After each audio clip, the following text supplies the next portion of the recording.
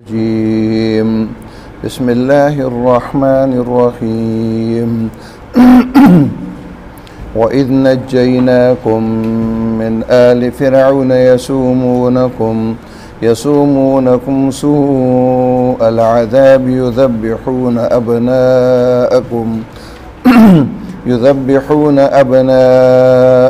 व यस्तहयून निसाअकुम वफ़ी ज़ालिकुम बलाउम मिर रब्बिकुम अज़ीम वइज़ फ़रक़ना बिकुमुल बहर फ़अंजयनाकुम वअग़रक़ना आल फ़िरऔन वअंतुम तंज़ुरून। सदक़ल्लाहुल अज़ीम। रब्बि इश्रह ली सदरी वयस्सिर ली अमरी वहलुल उक़दतम मिन लिसानी यफ़क़हू क़ौली। वइज़ और याद करो उस वक्त को नज्जयनाकुम जब हमने तुम्हें निजात दी मिन आल फ़िरऔन फ़िरऔन के लोगों से यसूमूनकुम वो तुम्हें मुब्तला रखते थे सूअल अज़ाब बुरे अज़ाब में युज़ब्बिहून ज़बह करते थे अबनाअकुम तुम्हारे बेटों को व यस्तहयून और ज़िंदा छोड़ते थे निसाअकुम तुम्हारी औरतों को मुराद तुम्हारी बेटियों को वफ़ी ज़ालिकुम और इसमें बलाउन आज़माइश थी मिर रब्बिकुम तुम्हारे रब की तरफ से अज़ीमुन बड़ी। वइज़ और याद करो उस वक्त को जब फ़रक़ना हमने फाड़ा बिकुम तुम्हारे लिए अलबहरा समुंदर को फ़अंजयनाकुम पस हमने निजात दी तुम्हें वअग़रक़ना और हमने गरक़ किया आल फ़िरऔन फ़िरऔन के लोगों को फ़िरौनियों को व अंतुम इस हाल में कि तुम तंज़ुरून देख रहे थे। अब यहाँ इस आयत मुबारका से बनी इसराइल पर अल्लाह रब्बुल इज़्ज़त के जो इनामात हुए उनका ज़िक्र शुरू हो रहा है और उसके मुकाबले में बनी इसराइल ने जो सरकशियाँ की उनका भी साथ साथ ज़िक्र चलता है। यहाँ इख्तिसार के साथ अल्लाह रब्बुल इज़्ज़त ने मुख्तलिफ़ वाक़यात इशारात की अंदाज़ में बयान किए हैं। इनकी तफसीलात इससे पहले चूँकि ये मदनी सूरत है सूरह बक़रा, मक्की सूरतों में सूरह आराफ में और सूरह ताहा में और दूसरी सूरतों में तफसीलन ये वाक़यात ज़िक्र हो चुके थे। ये जो पहला वाक़या ज़िक्र हुआ है वइज़ नज्जयनाकुम मिन आल फ़िरऔन यसूमूनकुम, ये बनी इसराइल की ग़ुलामी की बदतरीन उस दौर का वाक़या है।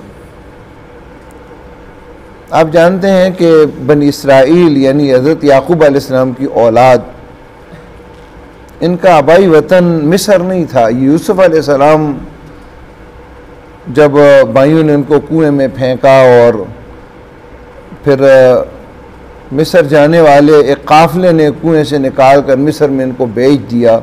अजीज़ मिस्र के घर में आए और फिर उन पर झूठा इल्ज़ाम लगाया गया और जेल भेज दिए गए और जेल से फिर निकले। अल्लाह ताला ने मिस्र की हुक्मरानी उनको अता की। क़हत का ज़माना आया जो मिस्र के आसपास के इलाक़ों में भी फैल गया। तो यूसुफ़ अलैहिस्सलाम के भाई एक दफ़ा आए, दूसरी दफ़ा आए, उसके बाद जान पहचान हुई और यूसुफ़ अलैहिस्सलाम ने अपने पूरे ख़ानदान को मिस्र के अंदर बुला लिया। एक अरसे तक बनी इसराइल मिस्र के अंदर हुक्मरान रहे, लेकिन बाद में वहाँ की जो मकामी आबादी थी जो क़िब्ती कहलाते थे, आहिस्ता आहिस्ता बनी इसराइल भी बदअमल होना शुरू हो गए। जब मुसलमान दीन इस्लाम के रास्ते को जब छोड़ते हैं ना तो अल्लाह ताला इनको बुलंदी से नीचे गिरा देता है। तो मिस्र की हुक्मरानी भी इनके हाथ से गई और क़िब्तियों ने इनको ग़ुलाम बना लिया और इनसे मुख्तलिफ़ किस्म के वो काम लेते थे और मजदूरी भी नहीं देते थे। बनी इसराइल की औरतें मिस्रियों के घरों के अंदर बर्तन मांजती, सफाई करती, उनके कपड़े धोती, घर के काम काज करती और साथ साथ उनकी एवज़ का निशाना भी बन जाती। इज़्ज़त भी महफूज नहीं थी और उनके मर्द हर किस्म की सख्त तरीन काम करते, उनके लिए हल चलाते, हत्ता के बाद औकात बैलों की जगह बनी इसराइल को जूत लिया जाता था और इनसे हल चलाई जाती थी। बड़े बड़े पत्थर पहाड़ों से लाते, उनकी तामीरात करते और उनके दूसरे काम काज खेती बाड़ी के करते थे।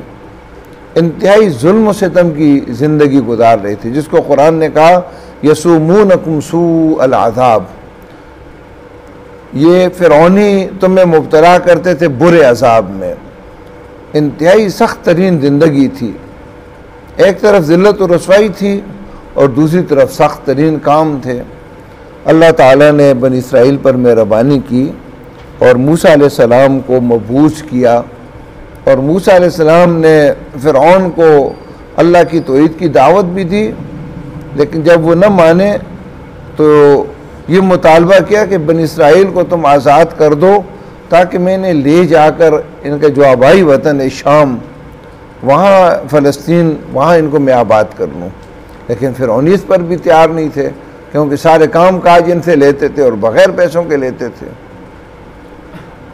आखिरकार अल्लाह ताला ने जो है ना इसका हुक्म दिया, जो अगली आयत में इसकी वज़ाहत आ रही है, और बनी इसराइल ने हिजरत की और अल्लाह ने निजात दी। फ़िरौनियों के मज़ालिम में से एक बड़ा जुल्म अल्लाह ताला ने यहाँ जिक्र किया है। पहले कहा नहीं यसुमूनकुम सू अल अज़ाब, सख्त तरीन बुरे अज़ाब में तुमको मुब्तला करते थे, और उस बुरे अज़ाब में एक बुरा अज़ाब ये था कि युज़ब्बिहून अब्नाअकुम व यस्तहयून निसाअकुम, ज़बह करते थे तुम्हारे बेटों को और ज़िंदा छोड़ते थे तुम्हारी औरतों को। ये फ़िरौनियों ने बनी इसराइल के बेटों को ज़बह करना क्यों शुरू किया, इसके बारे में दो राय मशहूर हैं। एक राय ये है कि फ़िरौन ने ख्वाब देखा, कोई बयान ख्वाब था, और ख्वाब की ताबीर करने वालों ने उसकी ये ताबीर की कि बनी इसराइल के अंदर एक लड़का पैदा होने वाला है जो तेरी सल्तनत की तबाही का बाइस बनेगा।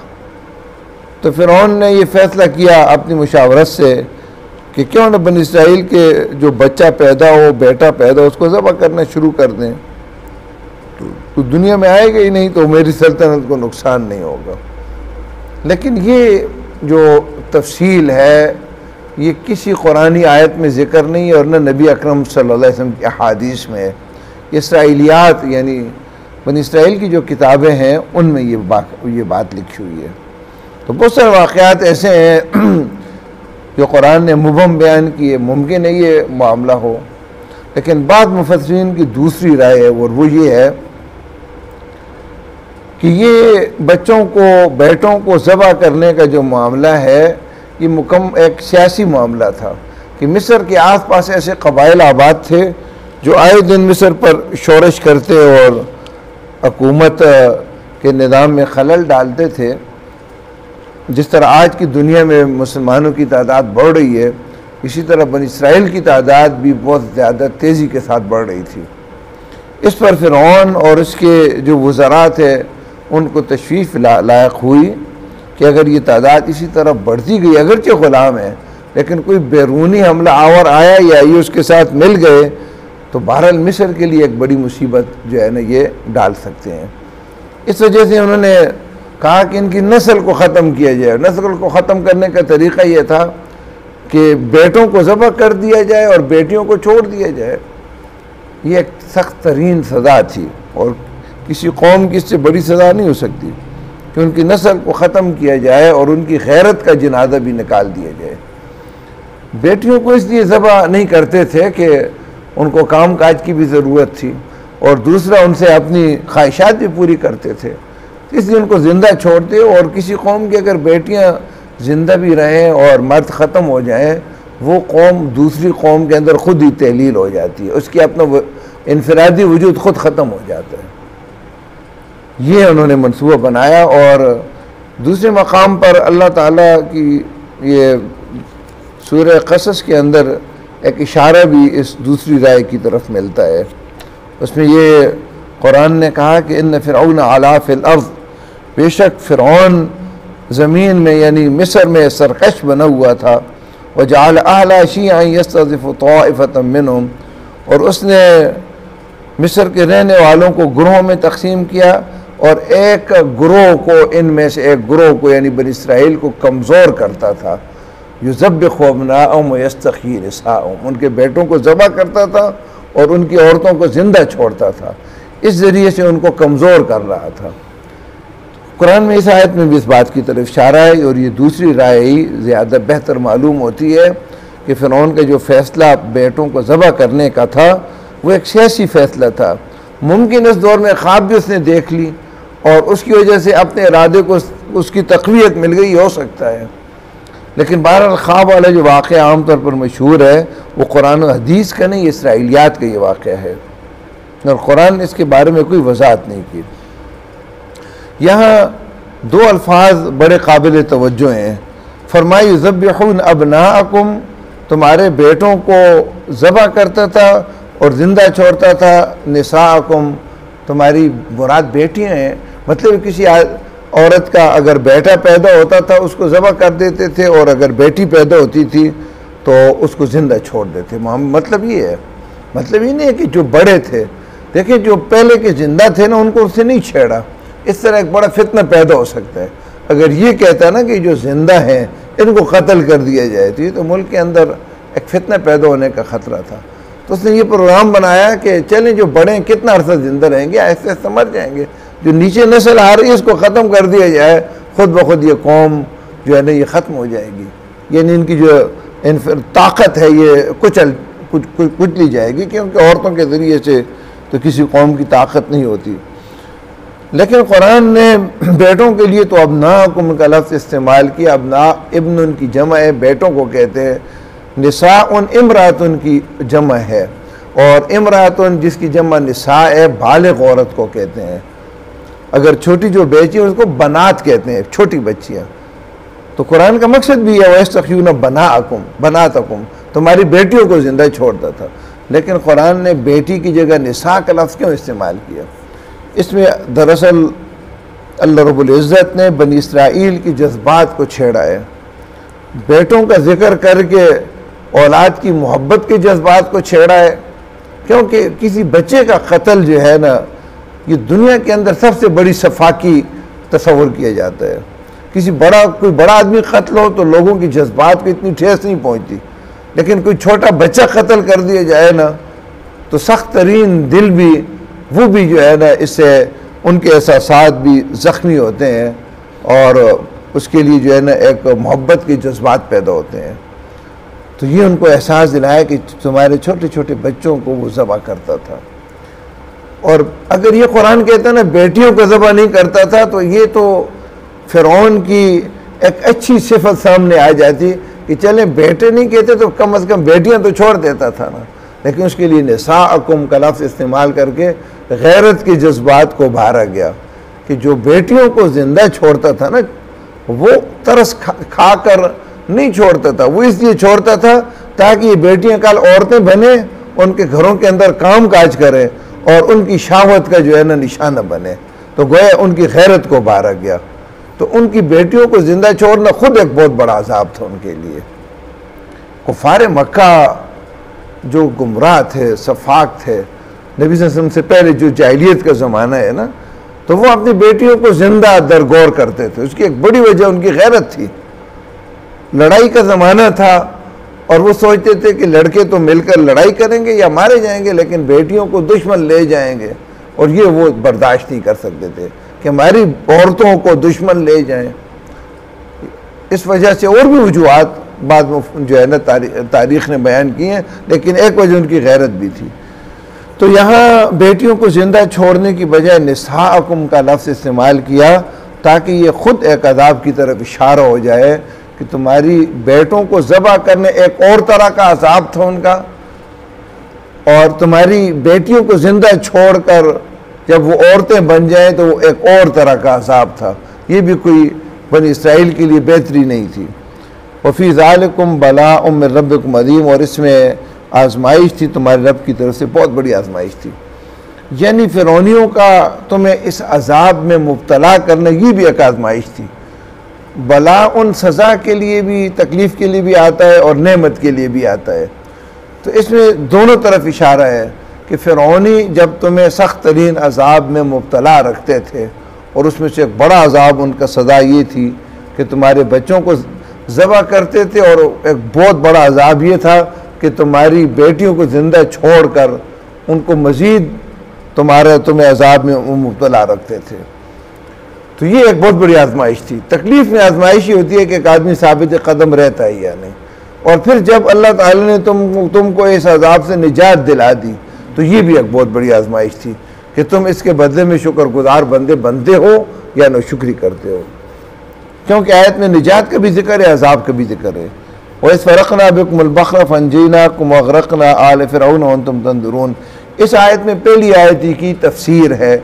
उसमें कहा ना हमने तुम्हें निजात दी, तो यहाँ वाज़ेह किया किस तरह निजात दी। मैंने पहले ये जिक्र किया है कि मूसा अलैहिस्सलाम चाहते थे कि बनी इसराइल को लेकर हिजरत कर जाए और अपने आबाई वतन शाम चले जाएं, ताकि इस ग़ुलामी की अजाब से बनी इसराइल को निजात मिल जाए और वहाँ अल्लाह ताला की फिर शरीयत नाजिल हो और अल्लाह ताला की मर्ज़ी के मुताबिक ज़िंदगी का निज़ाम चले। नबी तो इसलिए आता है ना कि लोगों को अल्लाह ताला के दीन पर वो चलाए और अल्लाह ताला अपना दीन नाजिल करे, ज़िंदगी का निज़ाम, तौर तरीक़े, ज़िंदगी गुजारने के अहकामात नाजिल करे। और ये एक बात ज़हन में आप रखें कि अल्लाह ताला कभी भी अल्लाह अपनी शरीयत इसलिए नाजिल नहीं करता कि लोग सिर्फ पढ़े और सीखें और उस पर अमल ना हो। और ये तो दुनिया में कोई आदमी ये गवारा, उसकी गैरत गवारा नहीं करती कि एक आदमी का अपना घर हो और इख्तियार किसी दुश्मन को उस घर में चले, एक आदमी का अपना कोई तालीमी अदारा हो लेकिन कोई आदमी उसकी बात ना माने बल्कि उस आदमी के दुश्मन की बात माने, तो कोई ये बर्दाश्त करता है? अल्लाह ताला भी ये बर्दाश्त नहीं करता कि अपने अहकामात लोगों को भेज दे और उन अहकामात पर अमल हो ही ना सके। इसलिए मिस्र के अंदर मूसा अलैहिस्सलाम कई सालों तक रहे, लेकिन आप पर वही तो नाजिल होती थी लेकिन तौरात नाजिल नहीं हुई, ज़िंदगी गुजारने का निज़ाम नाजिल नहीं हुआ, क्योंकि फ़िरौनियों की ग़ुलामी के अंदर उस पर अमल करना मुमकिन नहीं था। नबी अकरम सल्लल्लाहु अलैहि वसल्लम 13 साल तक मक्का के अंदर रहे, ग़ुलामी की ज़िंदगी थी। आपने दावत दी, कोशिश की, आपको कुछ लोग तो मिले, लेकिन मक्का की ग़ुलामी का दौर ख़त्म न हो सका। आप पूरी मक्का की सूरतों को आप पढ़ें, मक्का की 13 साल में जितना कुरान नाजिल हुआ है उसमें तौहीद की बात होगी, आखिरत के अक़ीदे की बात होगी, रिसालत के अक़ीदे की बात होगी, अखलाकियात होंगी, लेकिन निज़ाम ज़िंदगी अल्लाह ने नहीं बयान किया। जो ही आप सल्लल्लाहु अलैहि वसल्लम ने हिजरत करके मदीना में आए, मदीना में एक रियासत बन गई, आज़ादी मिल गई, तो ये सूरह बकरा जो आप पढ़ रहे हैं बिल्कुल इब्तिदाई दौर में नाजिल हुई। और आगे आप दूसरे पारे से पढ़ेंगे, ज़िंदगी गुजारने का एक बहुत बड़ा निज़ाम इसी सूरत में अल्लाह ने दे दिया, क्योंकि जो हुक्म नाजिल होता था उसी वक्त अमल भी होता था। शराब हराम हुई उसी वक्त हराम हो गई, पर्दे का हुक्म नाजिल हुआ, एक नमाज में जब औरतें आई तो सारी बेपर्दा थीं, यानी किसी का चेहरे ढांके नहीं थे। उस दौरान आयत नाजिल हुई और पूरे मदीने के अंदर खबर मशहूर हो गई, और अगली नमाज में जब औरतें आई तो कोई एक औरत भी बेपर्दा नहीं थी, सब के पर्दा हुआ था। अल्लाह शरीयत इसलिए नाजिल करते ताकि अमल हो ना इस पर। तो मूसा अलैहिस्सलाम भी चाहते थे कि बनी इसराइल इस ग़ुलामी से निकले ताकि अल्लाह शरीयत नाजिल करे और अल्लाह की मर्ज़ी के मुताबिक हमारा निज़ाम ज़िंदगी हो, लेकिन फ़िरौनी नहीं छोड़ते थे। तो अल्लाह ताला के हुक्म से एक रात को मुतय्यन किया गया अल्लाह की तरफ से कि इस रात को पूरे बनी इसराइल को, जो लाखों की तादाद में थे, इनको मिस्र से निकाल कर शाम की तरफ ले जाना है। मूसा अलैहिस्सलाम उस तयशुदा रात में तमाम बनी इसराइल को, और इंतहाई हिकमत के साथ ये काम हुआ, किसी किब्ती को पता न चला।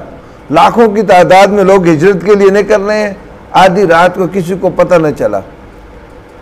ये लोग निकल गए, रात का वक्त था, ये शमाल की जानिब सफ़र था, कुछ सफ़र शमाल की तरफ जानिब था और उसके बाद फिर उन्होंने मशरक़ की तरफ शाम के रास्ते पर जाना था, लेकिन लाज़िम पुख्ता रास्ते नहीं थे और लाइट भी तो नहीं थी। तो बजाय इसके कि आगे से मुड़ते ना, जहाँ शाम को रास्ता जाता था, उससे पहले ही बनी इसराइल मुड़ गए। और इसमें भी अल्लाह की हिकमत थी, पहले जब मुड़ गए तो बजाय आगे देखा तो समुंदर था, रास्ता तो समुंदर से परे था, और सामने बेर कुलज़म था और दाएं बाएं पहाड़ियाँ थी, पहाड़ी इलाका था, सामने समुंदर था। पीछे की तरफ निगाह देखी तो फ़िरौन खुद कमान करता हुआ एक बहुत बड़े लश्कर को लेकर बनी इसराइल को पकड़ने के लिए आ रहा था। उसके जो है ना लश्कर का गर्दो गुबार आसमान की तरफ उठ रहा था। तो सूरह शुआरा में आता है कि बनी इसराइल ने जब ये मंजर देखा कि दाएं भी पहाड़ियाँ बाएं भी पहाड़ियाँ, ना दाएं भाग सकते हैं ना बाएं, सामने समुंदर है और पीछे फ़िरौन का लश्कर है, तो कहा इन्ना लमुद्रकून, हम तो पकड़े गए। काला कल्ला, मूसा अलैहिस्सलाम ने कहा हरगिज़ नहीं, इन्ना माई रब्बी सयादीन, मेरा रब मेरे साथ है, वो मुझे निजात देगा। और मूसा अलैहिस्सलाम को हुक्म हुआ कि अपनी आसा को समुंदर के ऊपर मारो। मूसा अलैहिस्सलाम जब मारा तो पानी इस तरह फटा और इस तरह पहाड़ की तरह, कुरान कहते हैं कत्तौदिल अज़ीम, पहाड़ की तरह दोनों तरफ खड़ा हो गया पानी और बिल्कुल खुशक ज़मीन, ये मोजाती हुआ, बिल्कुल नीचे खुशक रास्ता बन गया। बनी इसराइल मूसा अलैहिस्सलाम को के साथ इससे गुज़रे। पीछे से फ़िरौन जब पहुँचा तो वो भी जो है ना इसी रास्ते पर चल पड़ा। जब बनी इसराइल मुकम्मल निकल गए और फ़िरौनी मुकम्मल दाखिल हो गए तो उसके बाद अल्लाह ताला ने पानी को जुड़ जाने को हुक्म दिया और नीचे वो डूब गए। और फ़िरौन की मौत का जब वक्त आया तो सूरह यूनुस में आता है कि उसने कहा कि मैं बनी इसराइल के रब पर ईमान लाता हूँ। तो कहा गया आलान, अब ईमान नहीं, अब ईमान लाने का जो वक्त है गुजर चुका है। अलबत्ता अल्लाह ताला ने उसे कहा कि तेरी लाश को हम महफूज करेंगे, उसको निजात देंगे, ताकि आने वाले लोगों के लिए एक इबरत हो कि जो भी अल्लाह ताला के नबी के मुकाबले में आता है तो उसका आखिरकार अंजाम यही होता है। उसके बाद बनी इसराइल तो दूसरी तरफ बेर कुलज़म की जो सहराए सीना था वहाँ पहुँच गए और किनारे पर खड़े ये मंजर देख रहे थे कि खुशक रास्तों पर फ़िरौनी आ रहे थे ना। और फिर जब पानी आपस में मिला और डूबता हुआ अपने दुश्मन को देखा तो कुरान ने इसको भी एक नेमत के तौर पर जिक्र किया, वन तुम तंजुरून, तुम्हारा दुश्मन जब गरक हुआ ना तो इस मंजर को तुम अपनी आंखों से देख रहे थे। फ़िरौन की लाश को अल्लाह ताला ने इबरत के लिए महफूज किया। कुरान के और दीन इस्लाम के दुश्मन मुसलमानों पर ये भपती कसते थे कि तुम्हारा कुरान कहता है कि हम तेरी जिस्म को निजात देंगे और कहीं भी फ़िरौन तो मौजूद नहीं है। तो मुसलमानों पर भपती कसी जाती थी कि तुम्हारे इस कुरान की बात नऊज़ुबिल्लाह ठीक नहीं है। आज से तकरीबन पौने 2 सदियाँ पहले एहराम मिस्र की खुदाई हुई और बाद फ़राइना, फ़िरौन की जमा फ़राइना है, फ़िरौन जो है ना ये नाम नहीं था, ये लक़ब था उनके बादशाहों का। तो फ़िरौन की मुख्तलिफ़ फ़राइना की लाशें निकली तो फ़्रांसी माहिरीन ने जब उनकी पट्टियाँ खोली, उनको एक लाश को महफूज करने के ख़ास तरीका जिसको हनूत कहते हैं, उस पर ऐसी चीज़ें लगाते थे कि हज़ारों साल बाद भी वो लाश उसी तरह रहती थी जिस तरह पहले दिन हो। जब वो पट्टियाँ खोली गईं तो फ़्रांसी माहिरीन हैरान हुए कि एक फ़िरौन की लाश के ऊपर नमक जो है ना, ये नमक था, नमक की पट्टी थी और उसके नाक भी जो है ना इधर कटा हुआ था। तो वो इस नतीजे पर पहुँचे कि ये फ़िरौन समुंदर के अंदर डूब कर मरा है और एक मछली ने इसके नाक को काटा और फिर समुंदर ने इसकी लाश को कहीं फेंक दिया, कोई लहर आई और फेंक दिया और मछली खाने से बाकी लाश बच गई। हुआ ये कि समुंदर ने जब इसकी लाश को फेंका तो मिस्र की तरफ समुंदर के साथ जो पानी की झीलें थी उसमें ये लाश चली गई। वहाँ से जो है ना मिस्रियों ने इसको उठाया, ये कीचड़ के अंदर लत-पत थी, तो वहाँ पहले एक चश्मे पर इसको धोया। आज तक उस जगह का नाम हमाम फ़िरौन है, यानी जहाँ फ़िरौन को गुस्ल दिया गया था। और फिर उसको अपने तरीक़े के मुताबिक उन्होंने खनूत किया और महफूज कर लिया। पानी जो था वो भी निकाल लिया जिस्म से, लेकिन पानी तो निकल गया और अंदर जो नमक था, समुद्री पानी में नमक होता है, तो बाद के अंदर वो आहिस्ता आहिस्ता जिस्म से बाहर आ गया। तो उन्होंने माहिरीन ने कहा कि ज़रा इसकी तहकीक करो तारीख़ में कि कोई ऐसा फ़िरौन भी है कि जो पानी के अंदर डूब कर मरा। जब तहकीक हुई तो उन्हें मालूम हुआ कि कुरान में ये बात अल्लाह ताला ने ज़िक्र की है कि मूसा अलैहिस्सलाम के दौर का जो फ़िरौन था वो बहर कुलज़म समुंदर के अंदर डूबा था। तो आज तक उसकी लाश जो है मिस्र के जो म्यूज़ियम है उसके अंदर नमूने इबरत बनी है। लेकिन एक बात ध्यान में रहे, जिनके दिलों पर मोहर लग जाए ना उनके लिए कोई चीज़ फिर नमूना नहीं होती।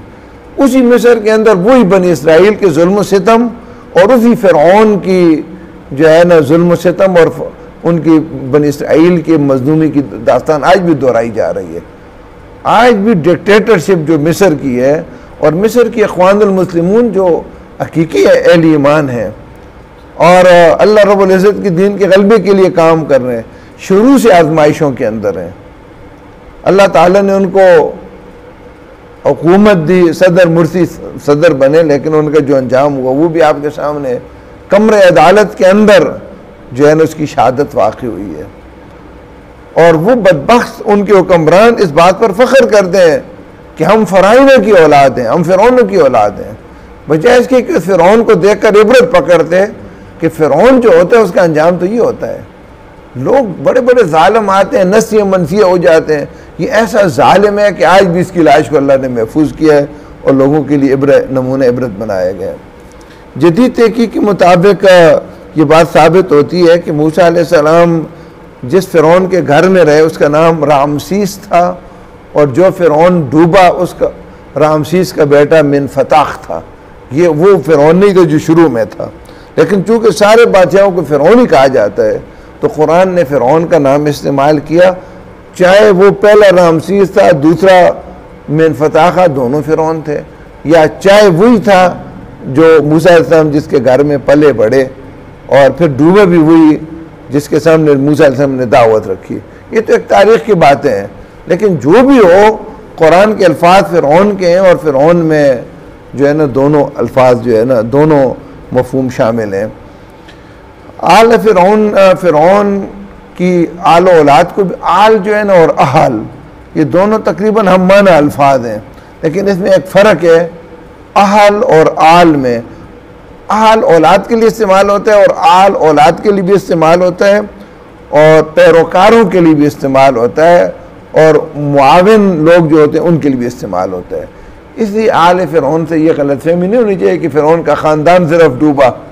फ़िरौन, उसके ख़ानदान के लोग, उसकी फ़ौज, उसके मुआविन मददगार, उसके पैरोकार इस लश्कर में सारे थे और सारे बहर कुलज़म की जो है ना वो उसके अंदर डूबे और अल्लाह ताला ने बनी इसराइल को निजात दी। वइज़ नज्जयनाकुम, और याद करो उस वक्त को जब हमने तुम्हें निजात दी, मिन आल फ़िरौन, फ़िरौनियों से या फ़िरौन के लोगों से या फ़िरौन के पैरोकारों से। यसुमूनकुम, वो मुब्तला रखते थे तुम्हें, सू अल अज़ाब, बुरे अज़ाब में। युज़ब्बिहून, ज़बह करते थे, अब्नाअकुम, तुम्हारे बेटों को, व यस्तख्यून, और ज़िंदा छोड़ते थे, निसाअकुम, तुम्हारी बेटियों को। वफ़ी ज़ालिकुम, और इसमें बला उन आजमाइश थी, मिन रब्बिकुम, तुम्हारे रब की तरफ से, अज़ीम उन बड़ी। व इज़, और याद करो उस वक्त को, फ़रक़ना, जब हमने फाड़ा, बिकुम, तुम्हारे लिए, अलबहरा, समुंदर को, फ़अंजयनाकुम, बस हमने निजात दी तुम्हें, व अग़रक़ना, और हमने गरक़ किया, आल फ़िरौन, फ़िरौन के लोगों को, व अंतुम तंज़ुरून, इस हाल में कि तुम देख रहे थे। आमीन। अल्हम्दुलिल्लाह रब्बिल आलमीन वल आक़िबतु लिल मुत्तक़ीन वस्सलातु वस्सलामु अलल मुरसलीन। रब्बना आतिना फ़िद दुनिया हसनतन व फ़िल आख़िरति हसनतन व क़िना अज़ाबन्नार। अल्लाहुम्मा वफ़्फ़िक़ना लिमा तुहिब्बु व तर्ज़ा। अल्लाहुम्मा अहसिन आक़िबतना फ़िल उमूरि कुल्लिहा व अजिरना मिन ख़िज़्यि दुनिया व अज़ाबिल आख़िरह। अल्लाहुम्मा सब्बितना अलल इस्लाम। अल्लाहुम्मा नव्विर क़ुलूबना बिनूरिल ईमान। अल्लाहुम्मा ज़य्यिन अख़लाक़ना बिनूरिल क़ुरआन। व सल्लल्लाहु तआला अला ख़ैरि ख़ल्क़ि मुहम्मदिन व आलिहि व अस्हाबिहि अजमईन बिरहमतिक।